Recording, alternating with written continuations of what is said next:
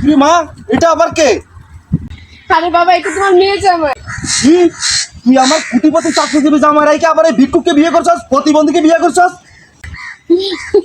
আরে বাবা, তোমার চাকরিজীবী জামাইয়ের থেকে ওর ইনকাম অনেক বেশি।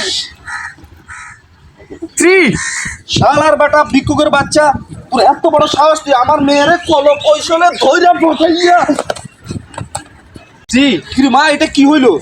হ্যাঁ, আরে বাবা, এটাই তো টাকা ইনকাম করার বর্তমানে টেকনিক। আর মাসিক ইনকামে আছে 1.5 লক্ষ টাকা। Roll camera action. এই বাবা বাবা বাবা বাবা জানো জানো জানো হেলিকপ্টার বলতো ওয়েট ওয়েট, আমি ফোন নিয়ে ঠিক আছে, বলো। ওয়েট পানি না পানি পানি পানি বাবা বাবা বাবা হ্যাঁ। ও বাবা কিরে তোরা তোরা এই কাজ কেন করলি? বাবা ওই যে মনে আছে আপনার স্টার্ট। ভাই ভাই মাফ করেন। ভাই আরে ভাই বললাম না মাফ করেন রে, আপনাদের জ্বালাই একটা অস্থির হয়ে যাচ্ছে ভাই। অন্যদিকে দেখেন। না না না, ওকে অ্যাকশন।